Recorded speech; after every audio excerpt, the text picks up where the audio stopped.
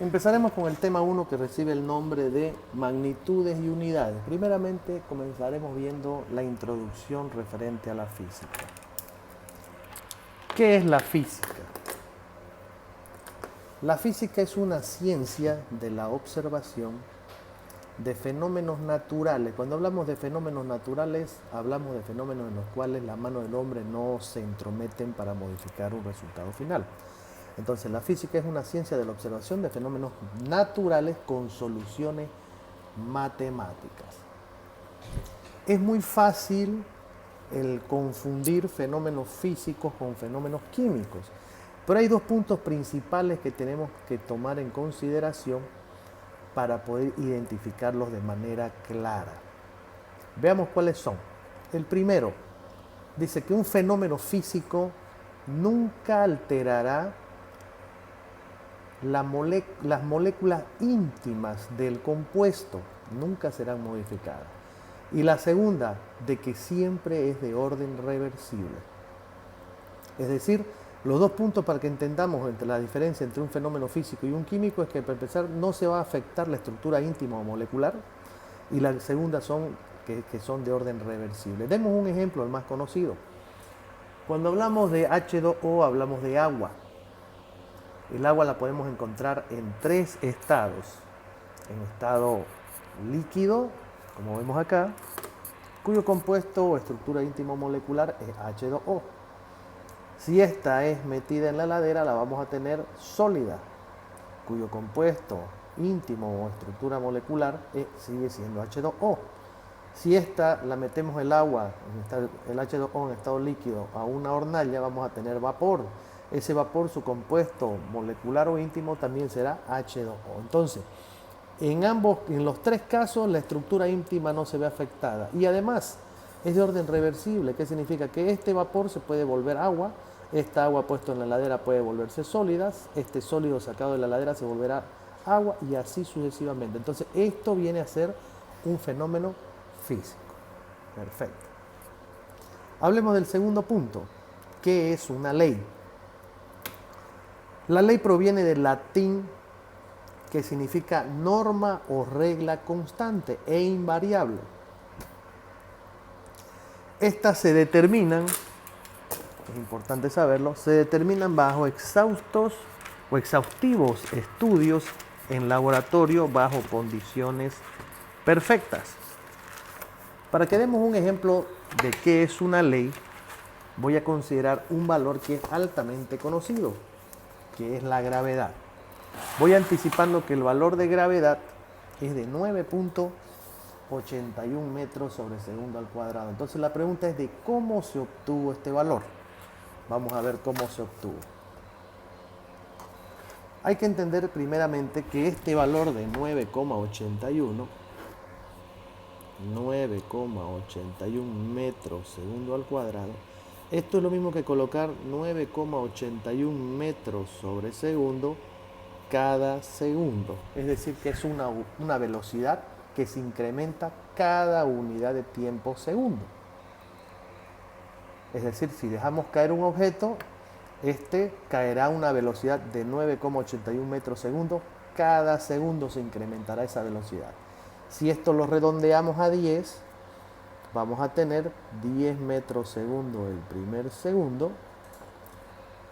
El segundo segundo va a ser de 20 metros segundo. El tercer segundo va a ser de 30 metros segundo. El cuarto segundo será de 40 metros segundo y así sucesivamente.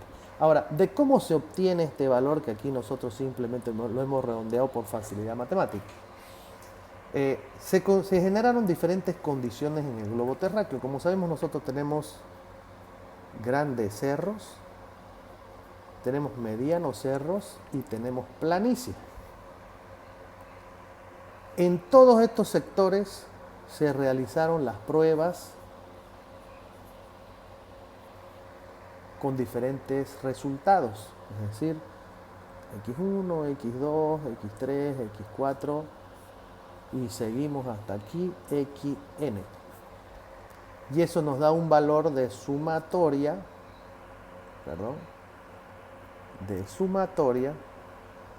total, que es la sumatoria de x1 hasta xn. Y ese será dividido entre xn. Entonces el resultado que se determina como mediana nos da 9,81 metros segundo al cuadrado. ¿Qué significa esto? Que hemos tenido valores mucho mayores y valores mucho menores.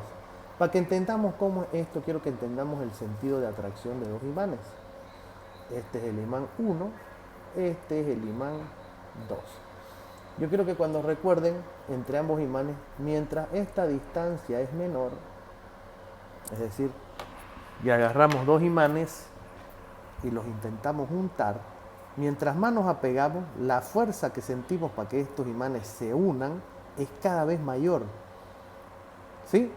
Pero mientras más los separamos, la fuerza que sentimos de atracción es cada vez menor.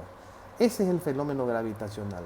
El fenómeno gravitacional es esa fuerza de atracción que tenemos todos en el globo terrestre hacia el centro de su núcleo. Si no, todos estaríamos levitando y no estaríamos caminando. Por eso es que muchas veces ustedes van a escuchar esa frase deportiva cuando la gente o los equipos van a jugar a la altura, de que la pelota no baja. Y ustedes dirán, pero ¿cómo es eso? Sí, es verdad, la pelota no baja. ¿Qué significa? Cuando estamos en la planicie, vamos a hacer un ejemplo básico, cuando estamos en planicie, estamos con valores gravitacionales mayores o iguales a 10 metros segundo. Es decir, que la fuerza de atracción hacia el centro del núcleo terrestre es mayor a 10 metros segundo. Cuando estamos en el cerro, es como cuando los imanes los hemos separado. Si ustedes se fijan, el cerro, la distancia es mucho mayor hacia el centro del núcleo terrestre. Cuando estamos jugando aquí, esta distancia se vuelve mayor.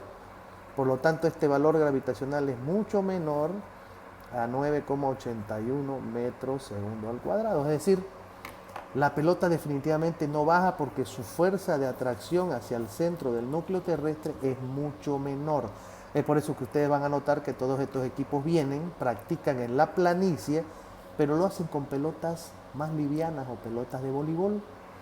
Eso es buscando emular el efecto gravitacional que ocurre en la altura.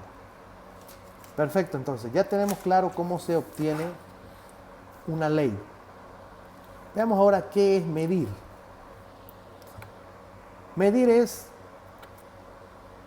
obtener la cuantificación de un objeto observado. Entonces, con la finalidad de poder cuantificar estos fenómenos de orden natural, se determinó un uso de unidades de medición o de cuantificación, que muchas veces tienen nombres caprichosos o nombres raros, ¿no? Por ejemplo, un pie. Cuando hablamos de un pie, sí, es un pie de hombre.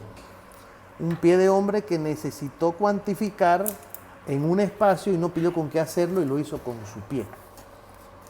Entonces, él tomó una referencia de su pie, que su pie medía 30 centímetros, en realidad 30,48 centímetros, y vio cuántos pies de esos ingresaban en un espacio. Entonces, por ejemplo, si yo tengo este espacio y quiero delimitar cuánto tengo de aquí a acá, yo puedo ocupar una unidad conocida, que en este caso puede ser un cuadro. Este cuadro ya yo sé que mide, ¿cuánto? Medio centímetro, un centímetro. Ahora vamos a verlo, porque siempre tiene que tener referencia con un valor conocido.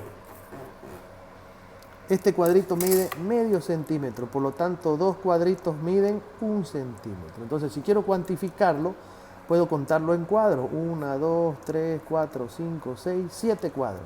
Entonces, si un cuadro mide 0,5 centímetros, 1, 2, 3, 4, 5, 6, 7 cuadros,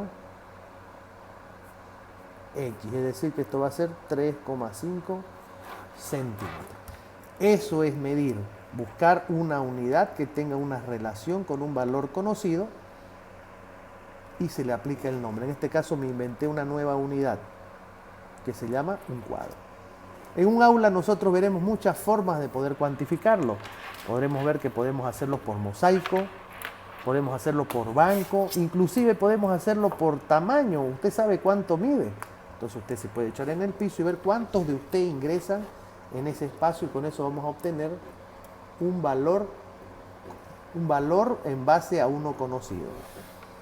Unidades fundamentales. Es bueno que se sepa que existen 3 unidades que son fundamentales. Cuando hablamos de unidades fundamentales, hablamos de aquellas unidades que no requieren de ninguna combinación para poder cuantificarse. Es decir, unidades que con solamente aplicar una unidad nos da respuestas que nos generan satisfacción. Vamos a dar algún ejemplo. ¿Cuánto mide usted? Yo mido 1,78 metros. Con esa respuesta yo genero a usted, alumno, una respuesta satisfactoria. Usted no necesita saber si es 1,78 al norte, al sur o a 1,78 acá una hora. ¿Sí? Con este valor yo generé un resultado satisfactorio. ¿Cuánto pesa usted? Peso 82 kilogramos. Con eso a usted le entrego también una respuesta satisfactoria. Entonces, ¿cuáles son las unidades fundamentales? Las unidades fundamentales son las de masa, expresada en kilogramos, las de longitud, expresada en metro, y las de tiempo, expresada en segundos. ¿Sí? Esas se llaman unidades fundamentales. Anótense también unidades derivadas. Unidades derivadas serán todas aquellas que requieren de 2 o más combinaciones de las unidades fundamentales. Vamos a ponerlas con rojo.